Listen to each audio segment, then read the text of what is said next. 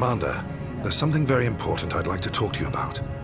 I know I've been evasive about the demon, the creature I called the heart of the ship. But I think the time has come to tell you more. You, after all, are the dragon. Yours should be the prerogative of knowing more than anyone else aboard this vessel, or indeed the realm. Corvus is his name. Raven in the ancient language. He is at the same time our greatest ally and our greatest foe. For it is from his antediluvian psyche that I wrestle many of the incredible powers Grumio and I make real.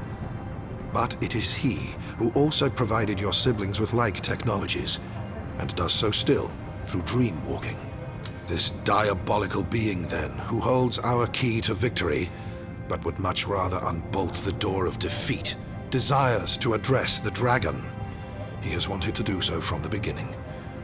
And though I had rather you'd never meet this thing of insidious evil, I recognize such is not my decision to make.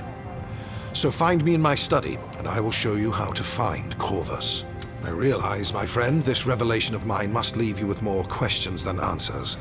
So, in the royal chamber, where reigns the precious presence of privacy, I shall answer any queries you may still have, to the best of my abilities.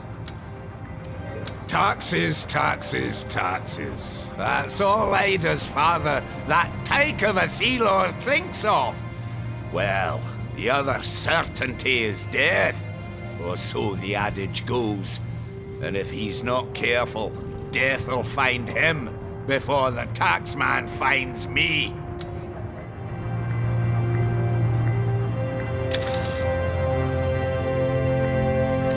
What a state Falstaff is in. All because he has to pledge a part of his wealth to society. Typical of the rich. Misers, the lot of them. Commander? Your enthusiasm is admirable, Commander. But I fear anyone in specific? She's no more than a... What would you inquire? We've won a couple of... Sup, Commander? We have but begun, Commander, but looking back... Yes, got to load the cannons before you fire them, Commander.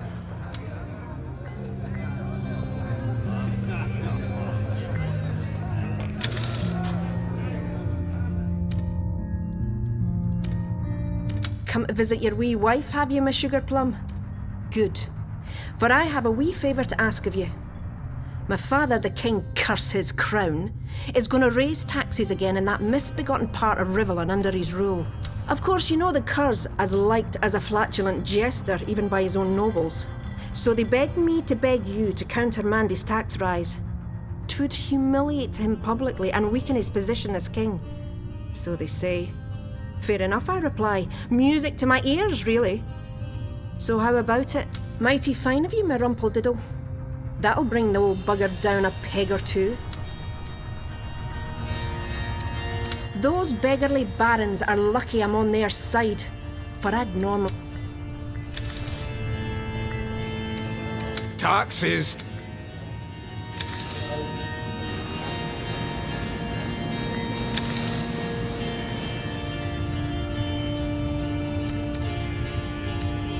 Dear me, I could do with a nap. To contend with demons drains the mind as much as it endangers it. Ask me about Corvus, my friend, and I will tell you all about the architect.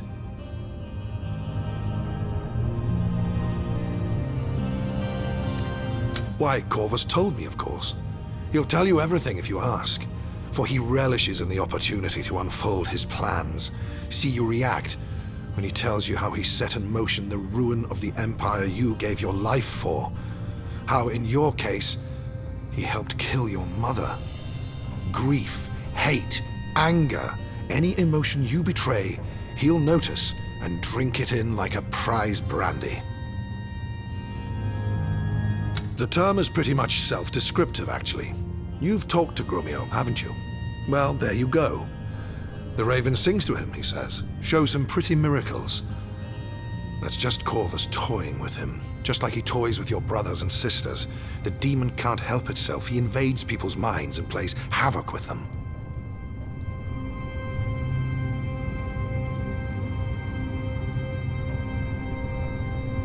As long as he teaches useful things, though, he can be a blessing.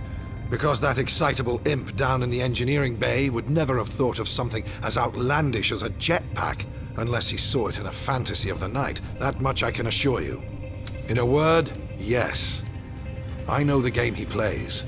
I too have once been tempted by demonic gifts, but never have I succumbed to their attraction. He is ready to wield the greatest and most ghoulish sorcery of all. Magia sanguinis. Foreboding words.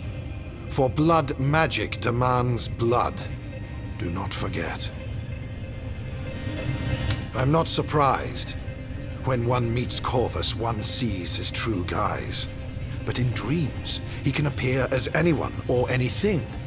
No doubt Grumio sees or hears an imp girl of fantastic beauty. He has no idea a demon is toying with him. But as long as it shows him things we can use to our advantage, I see no reason to burden him with the truth.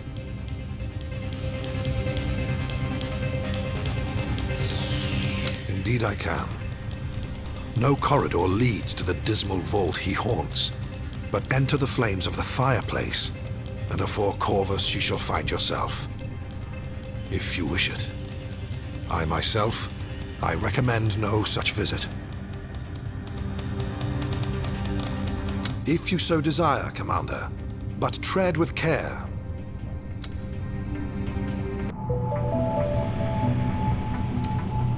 At last we meet, Dragon Knight. Too long have I sensed your steadfast tread along my halls, like a reverberation through the spine. Too long have I heard your voice linger, like the recollection of a dream near forgotten. Too long have we been intangibly intimate without having made one another's acquaintance. I am Corvus, the Raven, the Demon. I am what makes this ship a source of inconceivable power, and unbeknownst to you, I am your greatest ally. Greater than the wizard, your generals, and your armies combined. Today we finally look one another in the eyes. Both of us relish in the promise locked within. Indeed I do. For all I desire is war. I pick no sides. I spare no creature. War, blood, dark days of death innumerable. That is what I crave. Maxos, I give nothing freely. That accursed wizard I make work for his revelations. But that fatuous imp, him I give my knowledge for free, so that he may pass it on to you. The one who will burn and battle the better for it.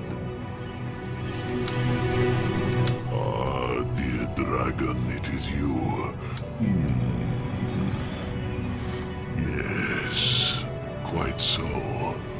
So ardent did this pitiful architect desire revenge that I saw my chance. He'd do anything to enact her death, even enact his own. So long we worked on that poisonous concoction, and already I could see the world through his eyes when it was finally brewed.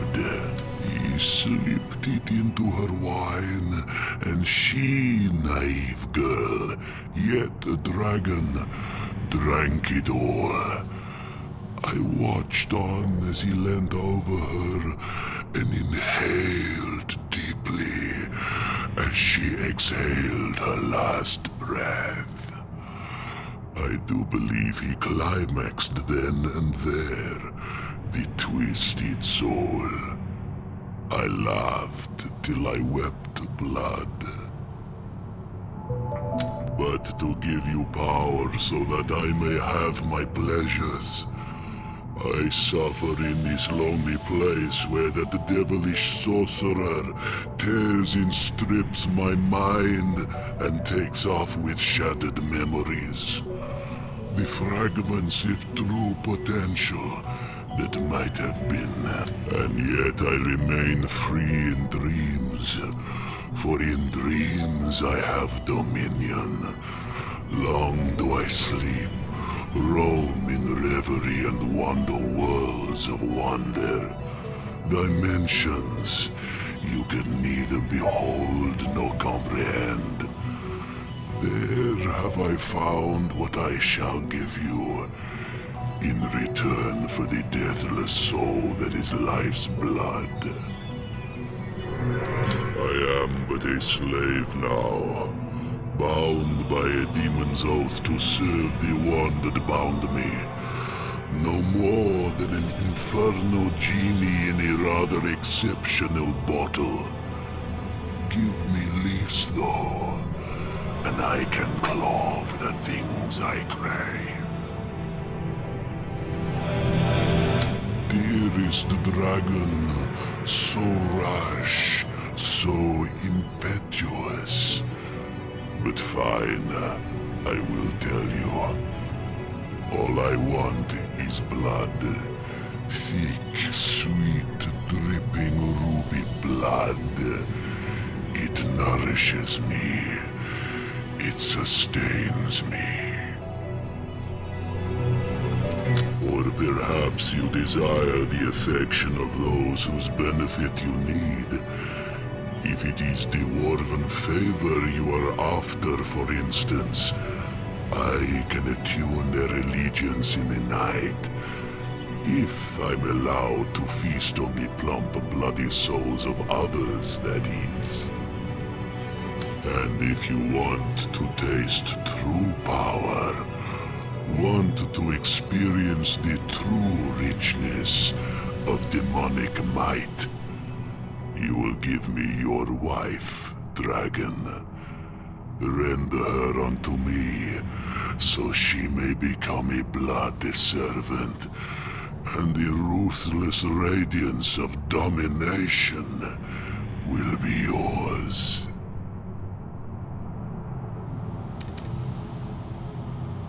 I am beyond such petty concepts as could you be. Think on it, dragon. Return to me when you have brushed the cobwebs from your mind. Morality is but a ball and chain. Listen to me and cut the chain.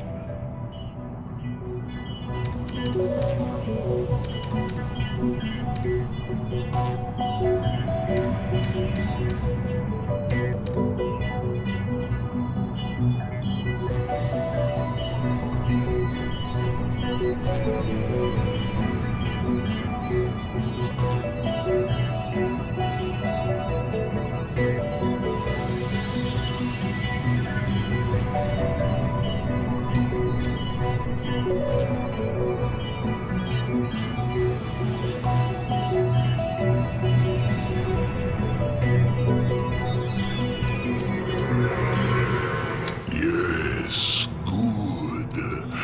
Which one did you have in mind, dragon? It shall be done. Come night, come dawn, comes fealty. Not yet, dragon, not yet.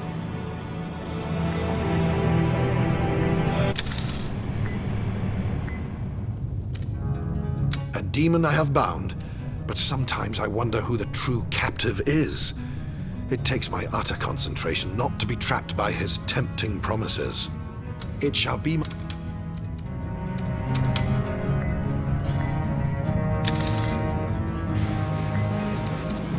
Grumio, son of Gromio, at your service. The wizard will say it's all his doings, of course, but I know he's keeping secrets from me. Half of the things I hammer together he never even showed me. No, the Raven did. She is alive somehow. She likes me. She instructs me. She must have been there all along to help your father conquer the world. One hell of a girl, wouldn't you say, Commander? Praise be that I know more.